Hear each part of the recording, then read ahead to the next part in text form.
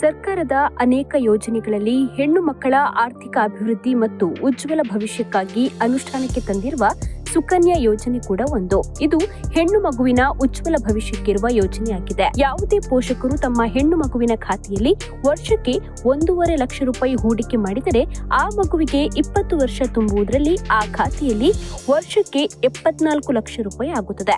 ಸರ್ಕಾರದ ಎಲ್ಲಾ ಯೋಜನೆಗಳಲ್ಲೂ ಅತಿ ಹೆಚ್ಚು ಬಡ್ಡಿ ನೀಡುವ ಏಕೈಕ ಯೋಜನೆ ಈ ಸುಕನ್ಯಾ ಯೋಜನೆಯಾಗಿದೆ. ಈ ಯೋಜನೆಯಡಿ 8.2% ಬಡ್ಡಿ ದರವನ್ನು ನೀಡಲಾಗುತ್ತದೆ.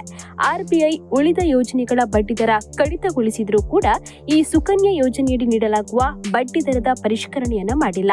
ಆದ್ದರಿಂದ ಎಷ್ಟೋ ಮಂದಿಗೆ ಈ ಯೋಜನೆಯ ಬಗ್ಗೆ ಅರಿವಿರುವುದಿಲ್ಲ.